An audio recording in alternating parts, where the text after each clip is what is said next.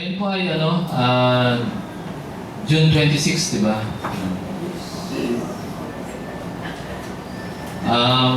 Ngayon po ay June 26.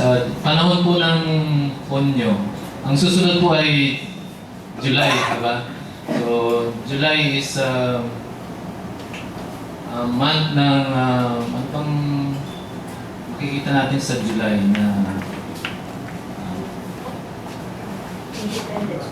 Independence Day. Sa US lang. Kaya mayroon tayong Independence Day ngayon. Kung natatandaan nyo, siguro 3 years ago, or 3 or 4 years ago yata, o 2 years ago, may message na ganyan na Independence Day. Independence Day yata yun. So, ngayon kasi 1996 kasi yung palabas na yan, kung hindi alam ng iba.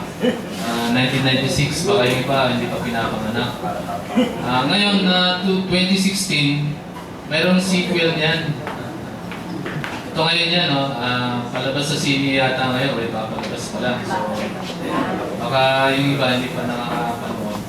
Pero hindi naman daw yata maganda o maganda daw, sabi ng iba. So, ngayon po ay June 26. Sa July 4th ay Independence Day ng Amerika. Pero sabi nila, July 4th din daw ang Independence Day ng Pilipinas. Pinalitan lang daw ni Rinaldo.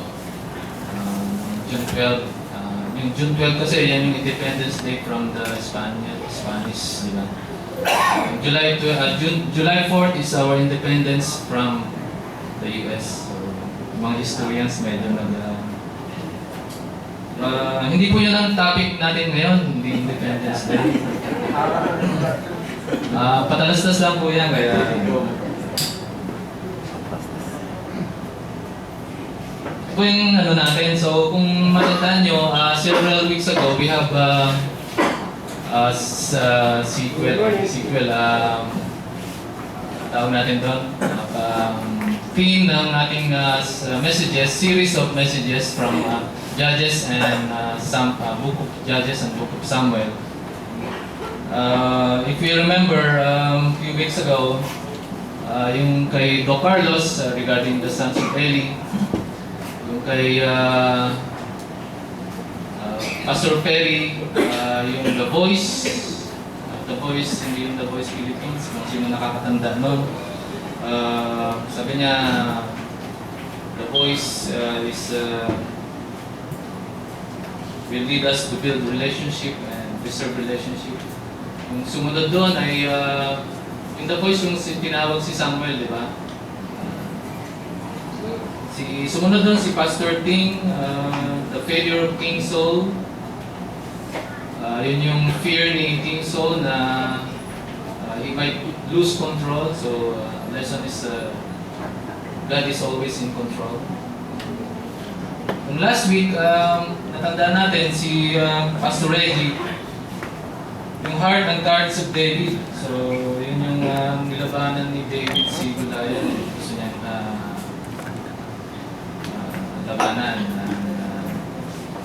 David recognized the kailangan ng preparedness and right perspective and faith in God and responding in praise. So, ngayon naman, sa 1 Samuel, ito ay hanggang sa chapter 24 ng 1 Samuel.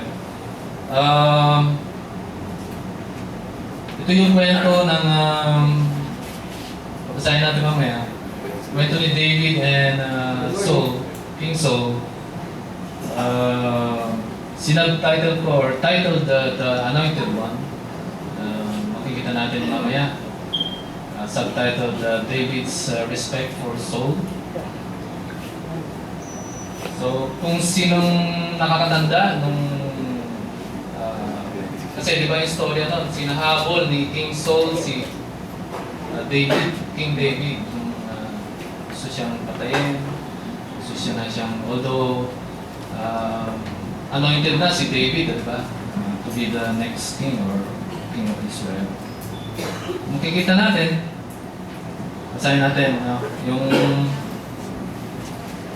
chapter para Familiar tayo dun sa story. Short lang naman to, a few verses. Up to verse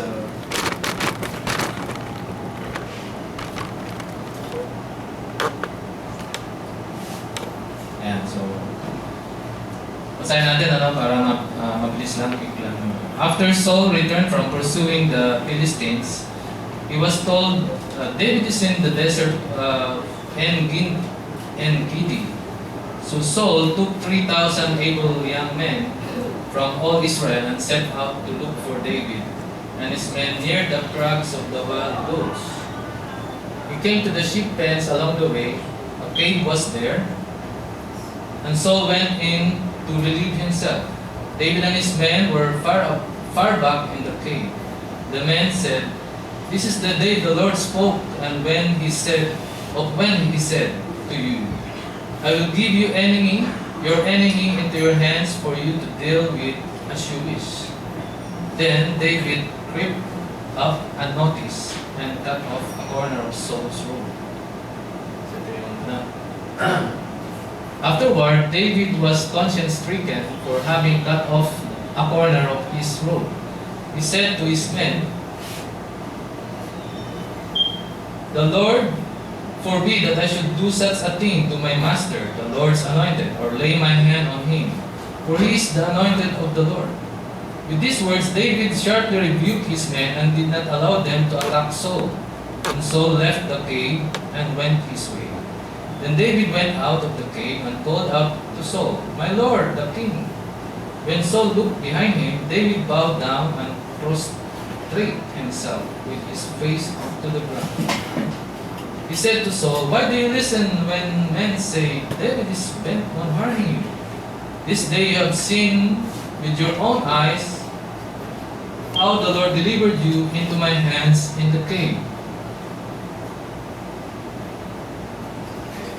Some urged me to kill you, but I spared you. I said, I will not lay my hand on my Lord, because he is the Lord's anointed. See, my father, look at this piece of robe in my hand. I cut off the corner of your robe, but did not kill you. See that there is nothing in my hand to indicate that I am guilty of wrongdoing or rebellion. I have not wronged you, but you are hunting me down to take my life. May the Lord judge between you and me, and may the Lord avenge the wrongs you have done to me, but my hand will not touch you." As the old saying goes, from evildoers come evil deeds, so my hand will not touch you. Against whom has the king of Israel come out? Who are you pursuing? A dead dog? A flea? May the Lord be our judge and decide between us, and may he consider my cause and uphold it. May he vindicate me by delivering me from your hand. When David finished saying this, Saul asked, "Is that your voice, David, my son?" He wept aloud. "You are more righteous than I am, he said. "You have treated me well, but I have treated you badly. You have just told me about the good you did to me. The Lord delivered me into your hands, but you did not kill me. When a man fights his enemy, does he let him get away unharmed? May the Lord reward you well for the way you treated me. I know that you will surely be king, and the kingdom of Israel will be established in your hands. Now swear to me by the Lord that you will not kill off my descendants or wipe out my name from my father's family." So David gave his oath to Saul. Then Saul returned home, but David and his men went up to stronghold. So ito yung story, no? Nung si David, hinahabol ni King Saul, nagkataon na nagtago sila dun sa place ng En-Gedi. Tapos nasa cave sila, tama-tama si David, or si King Saul, ay relieved himself, sabi ko.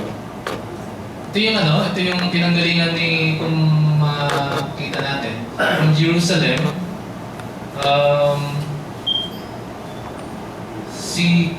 hinabol ni si Saul, si David from that area, from Adulam, Kela, Sek, tapos pumunta pa yata ng Maon and Ores.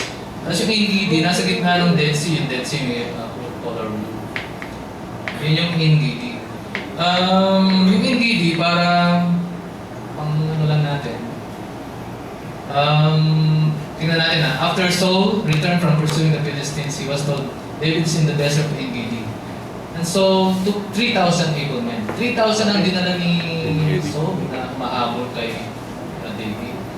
Si David, kung makita natin sa chapter 23, ang dala niyang mga tao niya ay mga 600 lang. So, hinahabol sila ng mga 3,000. So, yung Engedi, nandun sila nagtalo. Ito yung Engedi, kung makita natin sa pictures, no? Doon nakita natin kanina, yun yung part na yung may circle, yan yung Dead Sea. And then, yun, iba-ibang, yung Engedi kasi, it's an oasis na parang, sabi na desert paradise na merong vegetation. Maraming birds, maraming plants, maraming waterfalls, may fresh water, spring. Pero yung Dead Sea, di ba alam natin na yun, salty water. Pero yung mga water doon sa area ay fresh. So, ginagamit yata ngayon, may mga hotel na ngayon. So, let's pray na mga special din tayo doon. Maganda yun. Yan. So, makita na yung mga may wild goats, may iba-ibang birds. Dyan daw yung, may mga nung araw daw ay yung plants dyan na balsam, yung pinakukuhanan ng balm, precious ointment, and medicinal ointment. Dyan kinukuha and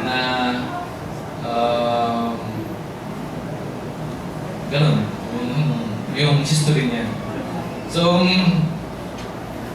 kita natin na si Saul went into the cave to relieve himself. Sabi sa ibang verses or yung version, sleep daw or cover his feet. Baka either matutulog o relieve himself ay may personal hygiene or something. Sina David naman, nasa loob ng cave. So, 600 men, or siguro may mga nasa labas na bantay, more or less mga 500, nasa loob ng cave. Ang laki ng cave, ano? Ang laki ng cave daw kasi maraming cave daw doon. So, probably doon yan siguro itsura ng cave na nasa loob sila. Tapos pumasok hindi alam ng mga tauhan ni Saul, mga gwardiya niya, na nandun sila David sa loob. Kaya may pagkakataon si David na i-attack yun, ano ba nang ginawa niya? So, verse 4, punta tayo. Then the man said, "This is the day the Lord spoke when He said to you, I will give your enemy into your hands for you to deal with as you wish." Then David crept up unnoticed and cut off the corner of Saul's robe. So siguro doon parang baka nakuha si Saul na gano'n, or iniwan niya yung niya, kaya nakat off niya. Or tulog siya na naputulan niya ng part ng robe niya. So anong nakita niya, O makikita natin dyan na yung mga tauhan ni David ay bumulong kay David, diba? Kaya nandiyan si King Saul, pagkakataon mo na to. Bumulong sila. Pwede mo na siyang patayin. Kasi sabi ni Lord, He will deliver your enemy into your hands. Pero parang makikita natin sa mga previous verses, chapters, parang wala namang sinabi si Lord directly kay David na gano'n, He will deliver. So, papansin natin dito that upon hearing the whisper or what his men said, then David immediately or pumunta ka agad. Nakita niya agad si King Saul. Para siguro at that time, ano ba kaya nararamdaman ni David at that time? Siguro sinabi rin na pagkakataon ko na ito. So, yung ginagawa niya sa akin. So, makabawi na ako, ganun siguro, habang lumalapit siya. Pero, at that time, he immediately crept up and noticed. Pumunta ka agad and cut off the corner of Saul's robe. Ano nakita niya? So nakita ng mga men and even David, nakita nila na mayroong opportunity, di ba? Ito na, pagkakataon ko na ito.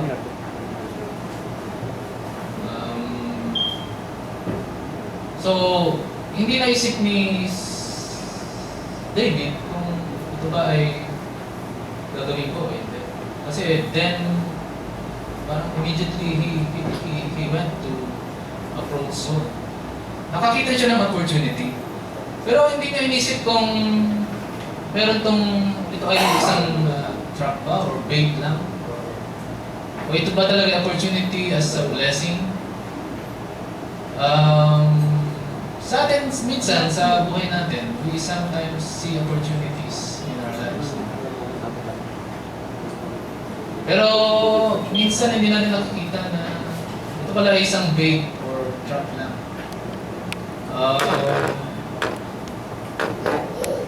We make decisions and actions, sometimes we interpret circumstances and things na opportunity and blessing. Ito na, pagkakataon. But immediately we grab it and we sometimes forget to ask counsel or prayer. Dun sa lesson 4 ng ating sino man nagpo-call to joy? Mga call to joy, di ba? Sa lesson 4 na tama-tama kakatapos ko ng last week yata. Jesus always pray when before he make a decision, major decision. So for us today, minsan di ba may opportunity, example natin pag minsan may sale sa mura sa SM or sa mall. So bili tayo agad, no? Kasi opportunity yun. Nung nabili na natin, hindi pala natin kailangan. So may isang brother tayo na nag-share na there was may konting let's say hindi naman pagsisisi or there was an opportunity for him to go to abroad and he immediately grabbed it, realizing afterwards na nandun na siya sa abroad na wala kayang iwanan ng family at mahirap pala. He testified and witnessed to us na sana pinag-isipan din niya mabuti or before that making that decision. So we should seek God first before jumping into an opportunity. In verse 5, makita natin afterward, sabi doon, after, di ba, pinutulan na niya ng robe, no? Afterward, sabi, David was conscience-stricken for having cut off a corner of his robe. Sabi niya, afterward, hindi natin alam kung afterward, sa ibang versions, parang immediately after doing it. Siguro na pag-isip-isipan niya. Anong naisip niya? So, naisip niya na mali yung ginawa niya. Dahil the robe is, siguro, alam niya na the robe of a king is a symbol of his kingship and his authority. And David recognized si Saul as the king of Israel. So he was bothered. His conscience was bothered, and he might felt horrible, and there could be anger at the moment nung kinat niya yung pero later on, he realized his mistake. Yung mistake niya na, hindi naman yung mistake na sana, tinuluyan ko na lang, hindi gano'n. Yung mistake na, tinuturo niya yung mali yung ginawa ko. So, he he repented, di ba? He realized his mistake. And what did he do after realizing his mistake? He repented. And he said to his men, sabi, "The Lord forbid that I should do such a thing to my master, the Lord's anointed, or lay hand on him, for he is the Lord's anointed of the Lord." With these words, David sharply rebuked his men and did not allow to attack Saul. So, but after repenting, after realizing na mali yung ginawa niya, anong ginawa niya? He prevented his men. Pinagbawalan niya yung mga kasama niya. He realized na mali yung ginawa niya, and he shared this knowledge to his men, and he witnessed to them. He gave them an example of what is right before the eyes of the Lord. So he shared his conviction that he recognized God's authority on Saul. He made an example to his men, and he prevented them from doing what is not right. Verse 8, sabi natin, context. Then David went out of the cave and called out to Saul, "My Lord, the king." Ito na yung lumabas na si King Saul, di ba? When Saul looked behind him, David bowed down and prostrated himself with his face to the ground. Paano ba yung prostrate? Bow down, then parang gano'n yun, di ba? Parang ginagawa ng mga pare yata pag so he bowed down, parang talagang yung face niya is to the ground. So he respected King Saul as the king. Sabi niya, "My Lord, the king." He bowed down. Tapos nagdumapa pa siya. So he still acknowledged King Saul as the king over him. So he subjected himself to the king. Kahit inanoint na siya ni Lord through Samuel na siya yung king of Israel, next king of Israel. Kumbaga, siya yung tawag natin ito? Presumptive king. Diba? Siya yung presumptive king. Kasi inanoint na siya. Pero he still acknowledged King Saul. He respected the authority and the position of King Saul. He subjected himself and he humbles himself. Mahirap gawin yun, di ba? Kasi ngayon, sa panahon ngayon, sa mga nangyayari, yung sample natin, yung mga politicians natin, di ba, may nababalitaan tayong suspended, kunwari, o hindi pala siya nanalo kasi after ng comedy recount, mga gano'n, di ba? Or may kaso, sinuspend ng ombudsman. Sinuspend na, ayaw pa rin umalis. Yun namang inassign or inappoint ng bago, gusto niyang i-take over kahit hindi pa umaalis yung na-suspended. So, the suspended versus the appointed, away-away sila. Lately, yung ating presidential election, buti na lang, after a few days or weeks, medyo nag-concede na yung mga presidential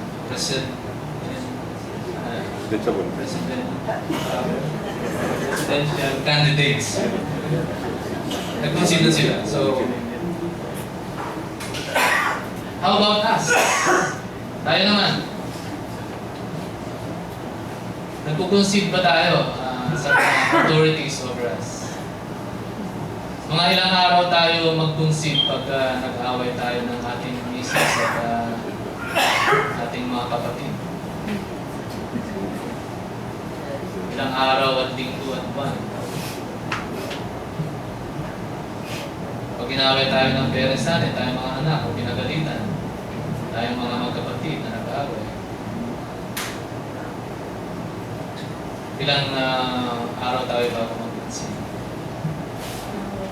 In our lives, sa ating mga conversations, sa ating mga panunurik sa ating mga officials of the land or officials of the church, yung mga authorities over us. Pinuputulan din o ginugunting din natin ba yung mga corner ng ropes nila?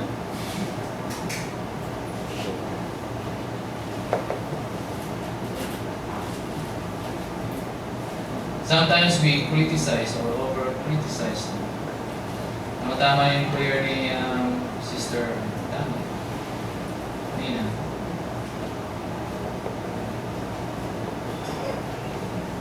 Sometimes we assassinate characters. Para na rin natin ginugupit yung robe nila. Minsan due to envy and pride or hurt, tayo mga Pilipino, well known tayo sa, sabi nila, crab mentality. So we criticize. Ayaw ko rin yan, or because minsan hindi tayo ang nanalo sa palaro. O hindi tayo na-appoint sa position. O hindi tayo na-promote. O hindi tayo yung na-recognize. Criticize tayo. Pakat natin yung corner ng nanalo.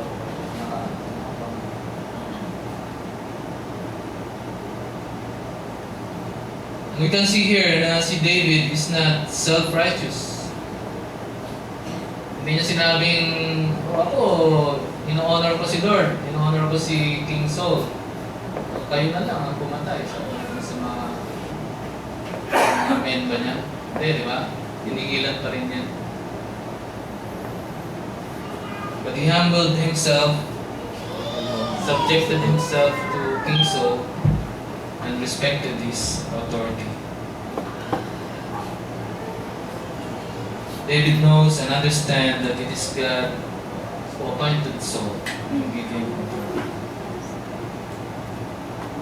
Sa Colossians, basahin natin, for in Christ all fullness of the deity lives in bodily form. And in Christ you have been brought to fullness. So He, that's Jesus Christ, is the head over every power and authority. So lahat ng power and authority, Jesus is the head. Romans 13. Mahaba lang pero basahin natin na, let everyone be subject to governing authorities, for there is no authority except that which God has established. The authorities that exist have been established by God. Consequently, whoever rebels against the authority is rebelling against what God has instituted. And those who do so will bring judgment on themselves. For rulers hold no terror for those who do right, but for those who do wrong. Do you want to be free from fear of the one in authority? Then do what is right and you will be commended. For the one in authority is God's servant for your good. But if you do wrong, be afraid of rulers do not bear the sword for no reason. Be afraid, for rulers do not bear the sword for no reason. They are God's servants, agents of wrath to bring punishment on the wrongdoer. Therefore, it is necessary to submit to the authorities not only because of possible punishment, but also as a matter of conscience.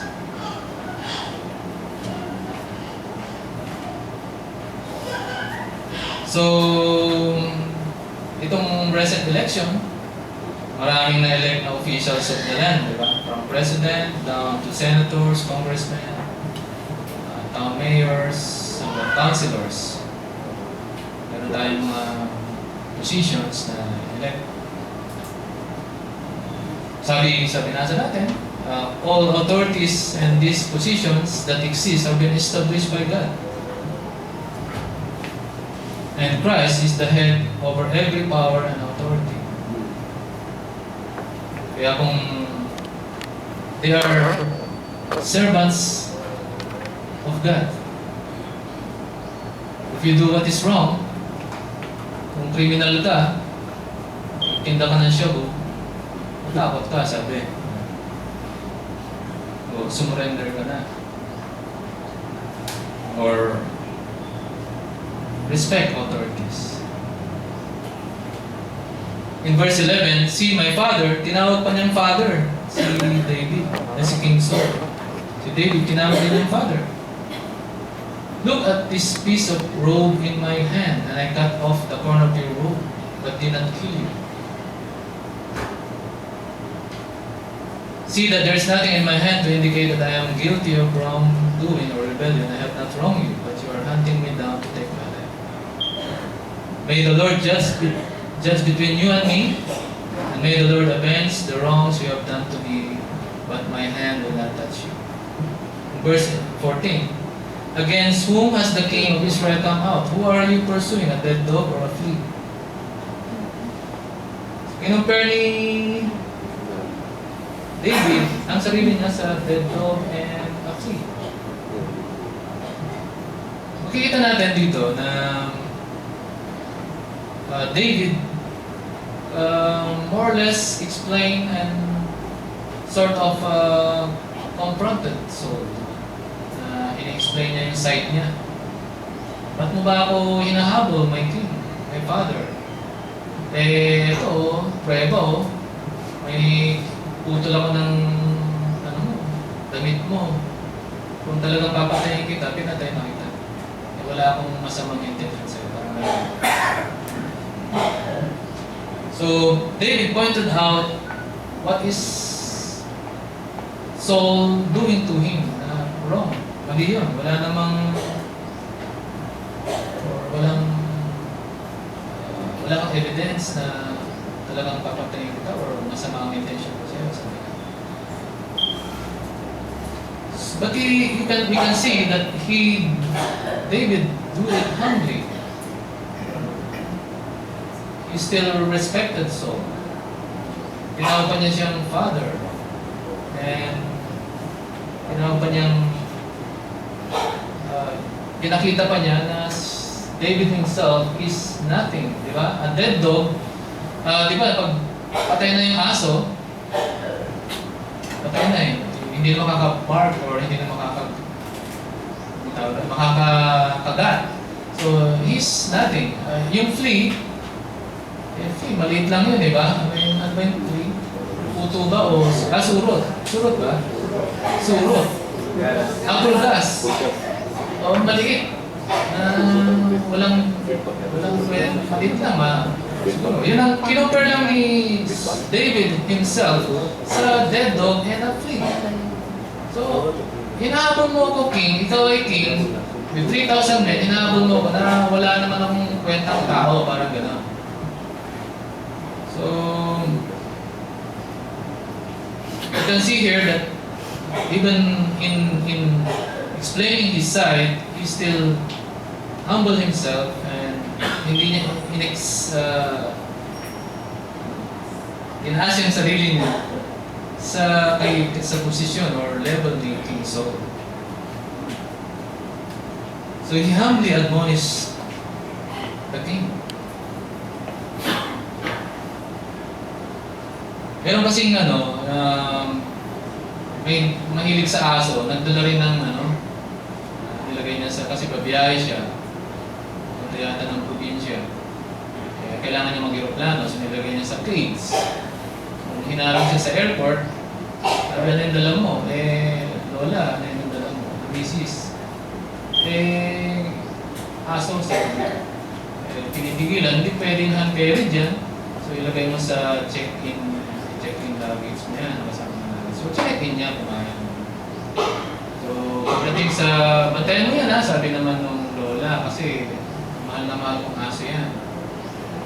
Nung pagdating sa airport, sa kabilang, doon nag-landing na yung airport, chinek nung pinagbili ng tawag doon, yung steward, di ba? Steward yung nandoon, stewardess or steward nung nilagay. Chinek na yung luggage mo, pagtingin niya doon sa cage, patay yung aso. Hindi nataranta siya kasi baka magalit yung lola or Kasi mahal na mahal daw niya. Ang ginawa niya, kumuha siya ng ibang kasama at inutusan niya, bumili ka ng aso na ganito, kaya parehas na parehas. Para mapalitan. Kasi baka magalit yung lola, bilisan nyo kasi siyempre may time pa naman yung mag-check-in ka, may mga, mga 30 minutes or an hour, mga traffic sa airport.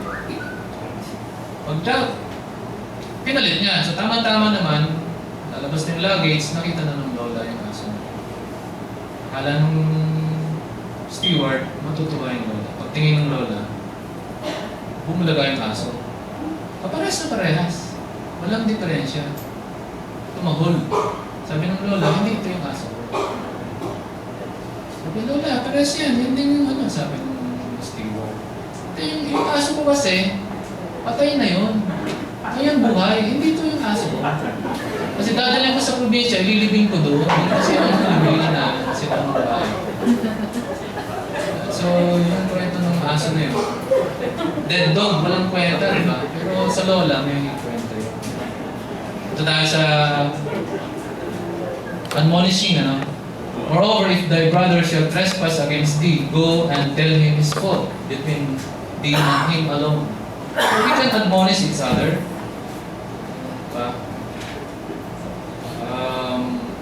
We can encourage, in Colossians 3:16, we are encouraged to teach and admonish one another with all wisdom.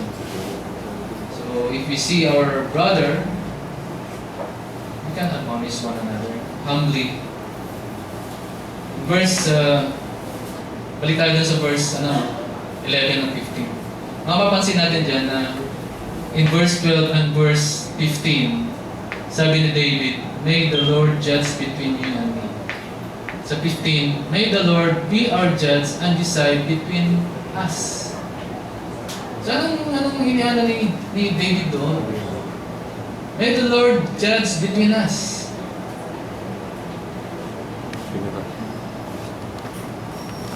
David trusted God.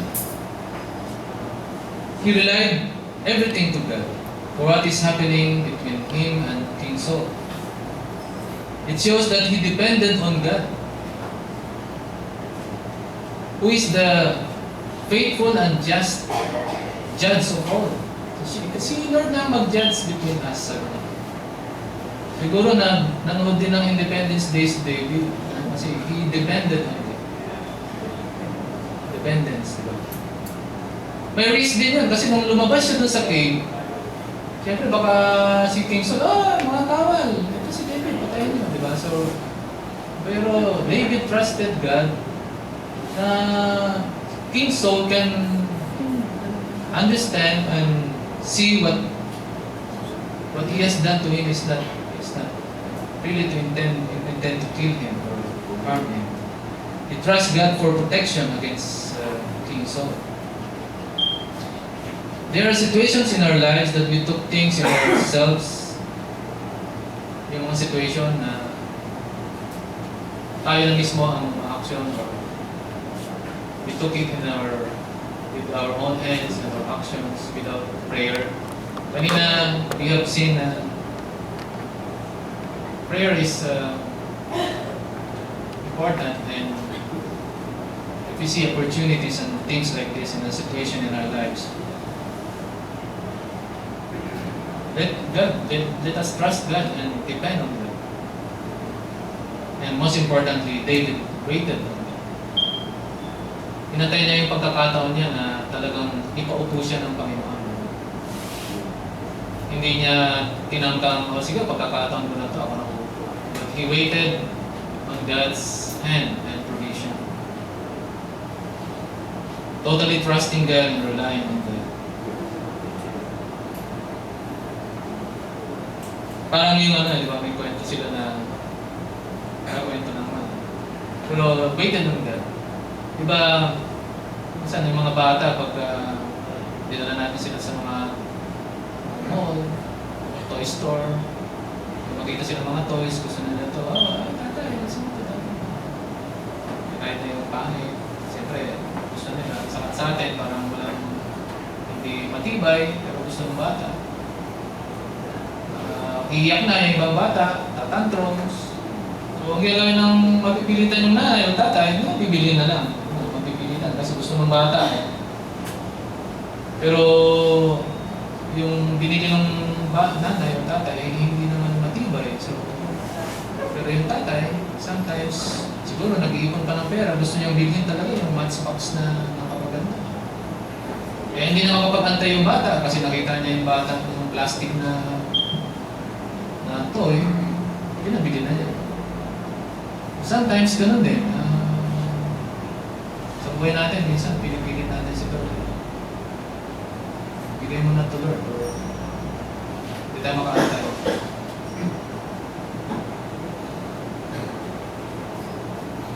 Ganun din ako, minsan.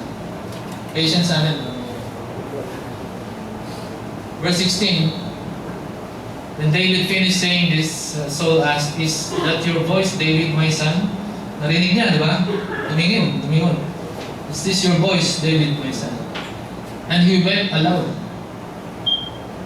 Umiyak siya. "You are more righteous than I," he said. "You have treated me well, but I have treated you badly." Verse 19, when a man finds his enemy, does he let him get away unharmed? May the Lord reward you well for the way you treated me today. I know that you will surely be king and that the kingdom of Israel will be established in your hands. So, dito, na-realize ni Saul din, di ba?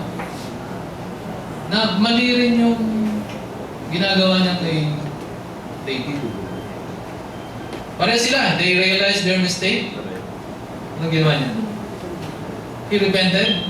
Ano sumunod? May the Lord reward you well. He proclaimed blessing. Si Saul ang nasa authority. Siya yung ngayon natataas. Kanina si David yung nasa baba. Ngayon pinapakita dito yung nasa authority naman. Na nag-repent. At na-realize or acknowledge his mistake. And he proclaimed blessing to his subordinate or yung subject. In our lives, tayo rin na nasa authority over somebody, do we humble ourselves pag may nakita tayong mali sa sarili natin?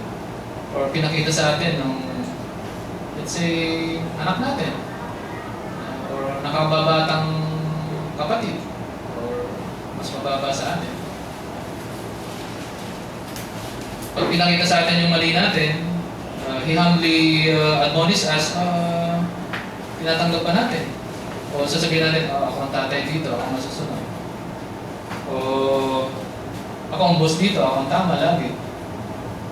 Ako ang nanay dito, mas marunong pa ako sa 100 years old na ako, parating pa lang, pabalik na ako na, di ba?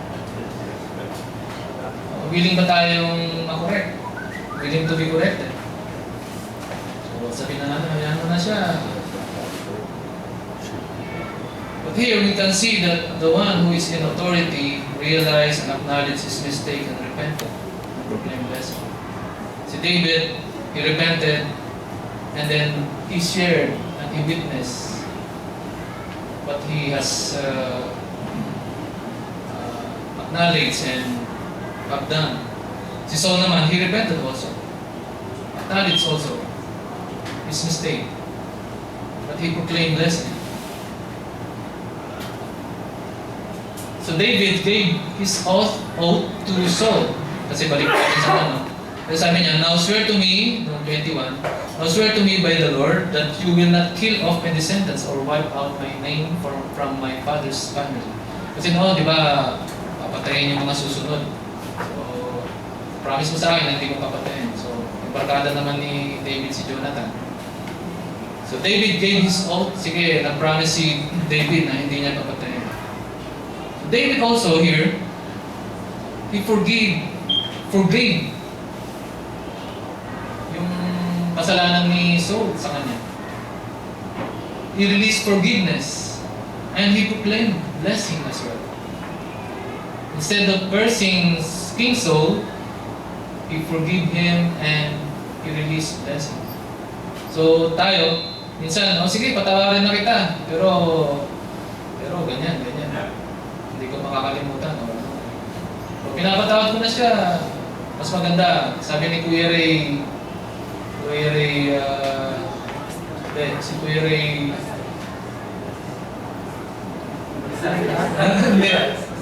Leiba, si Kuya Ray Leiba, narinig ko rin sa mga. Kuya Ray Leiba, sorry. Kuya Ray Leiba. Sabi niya, pinagkitin niya yan. Aside from forgiving one another, pag nag-forgive ka, after forgiving, you release blessing sa forgiving. The same way, David did. Kahit na na-hurt siya, forgiveness, nawala na sa kanya. Pinatawad niya.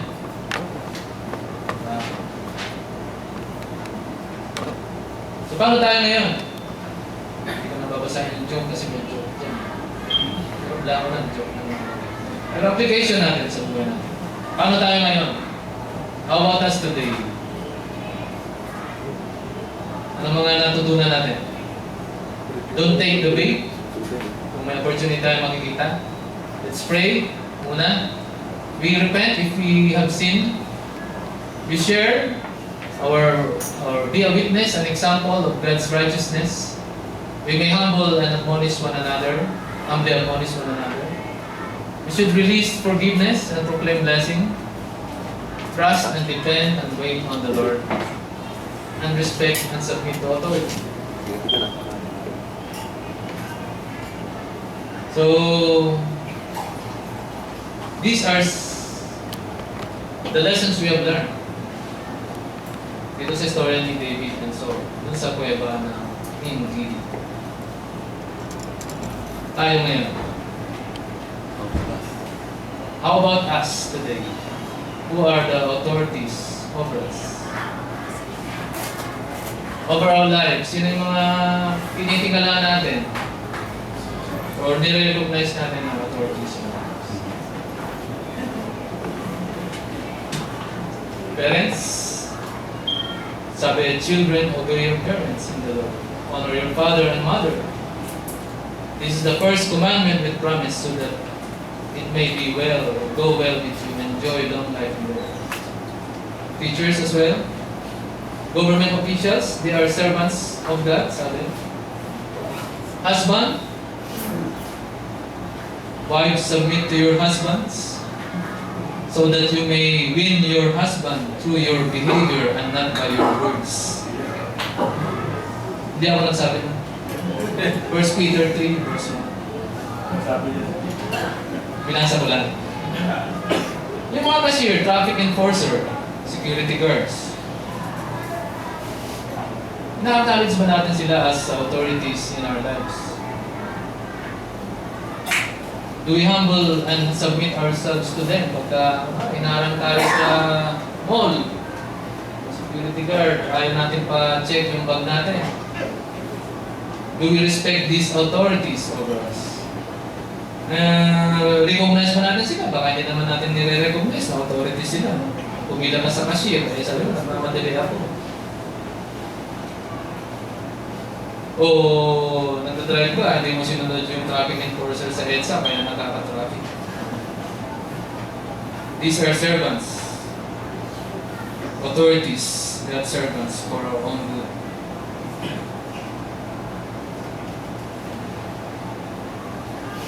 Or do we cut corners also of their rooms? Tayo naman. Ito yung mga authorities over us. Tayo ba ay in authority? Sige, kanina tinitingnan natin yung authorities over us. Pero sabihin natin, ako, authority din ako ngayon.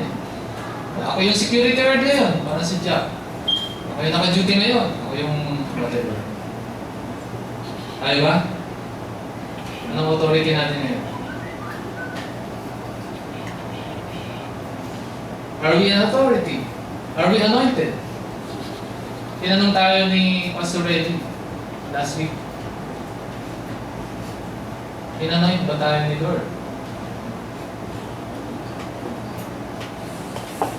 Diba? Pag in-authority ka, ina-anoint ka, diba? Si David, in-anoint.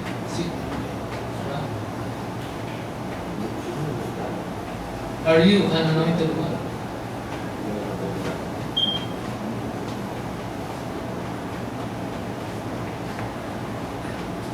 Hindi man tayo in-anoint na hari or king, but at least we are anointed as is. Either father tayo, mother tayo, elder brother, elder sister, tayo ay boss, may-ari tayo ng kumpanya, o may-ari tayo ng bahay, o may may-ari ng bahay, mother na nasa bahay, father na tayo ay masters over our kasambahay. Father, do not provoke your children to anger, but bring them to the discipline and instruction to the Lord. Brother and sisters, anyone who loves his brother and sister lives in light. Anyone who claims to be in light but hates his brother or sister is still in darkness. Brother and sister tayo dito. Husband ka ba? May authority ka over your wife? Kasi kanina pinapasabit. Binasa natin. Love your wife and do not be harsh with them. Love your wife just as Christ loved the church. Masters, be fair and just in the way you treat your servants. Do not threaten them.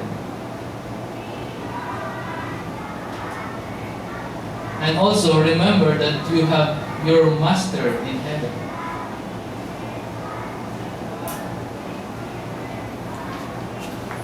Tayo ba isang master or leader in a group? Leader of the band? Yes, we are anointed in our own small way. Ito tayo, father, mother. Security guard or cashier ka. Supervisor ka. May-ari ng bahay, may-ari ng proprietor ka ng isang kumpanya o group leader ka. Whatever position. Ikaw ay boss, clerk, ikaw ay cashier. You have your own authority in life. Pero pwede mong sabihin, baka yung iba sa atin, wala naman ako eh. I'm a nobody. Yung maisip siguro kung anong posisyon mo sa buhay. Wala akong posisyon eh. Ordinary lang akong mamamayan ng Pilipino. But I tell you today, you are anointed. You are still appointed. You are still in authority. Kanina. Over your own self. Sarili mo. Over your own body. Sabi ni Lord, do not destroy your body. Because you are anointed. Are you an anointed one? Sabi mo, hindi. Ordinary lang ako tao, pero you are an anointed one. Yourself. You are the temple of the Holy Spirit.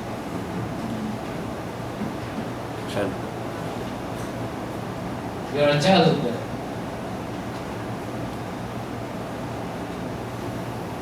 So don't destroy your body by taking the bait without thinking, by sinning, by not repenting of the sin or that you already know, by disobeying authorities and disobeying God.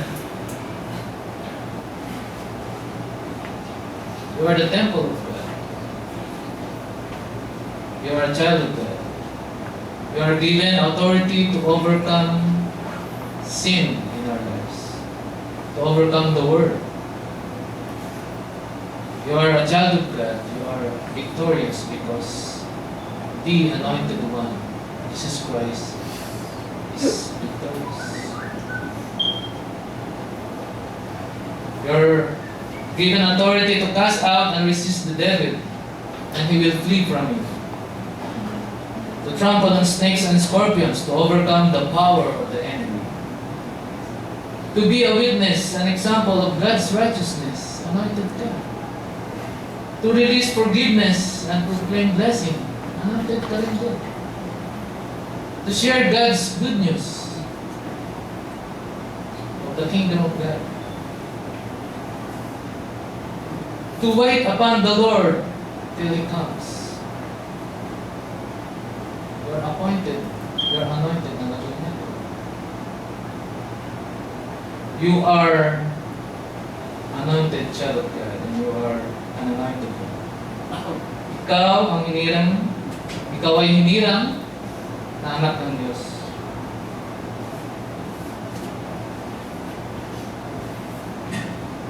Balik tayo sa 1 Samuel 24 verse 12 and 15. Pinulit niya yan, di ba?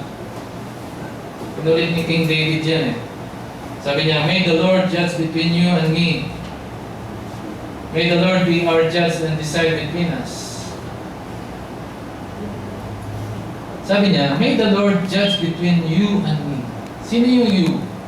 Si King Saul. Sino yung me? Si King David. So si King Saul, si you, yun siya yung nasa authority. Si King David, siya yung subject.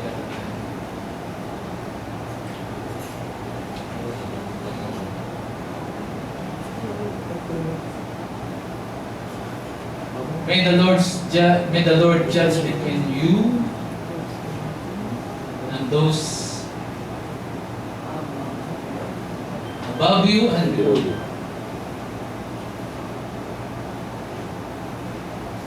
Ulitin natin. May the Lord judge between me and those above me and below me.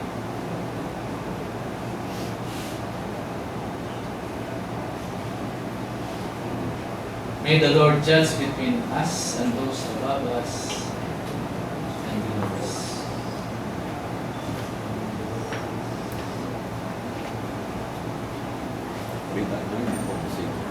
Pag dumating the real anointed one, magawa natin ito. May the anointed one, our Lord Jesus Christ, say to us, well done, good and faithful servant.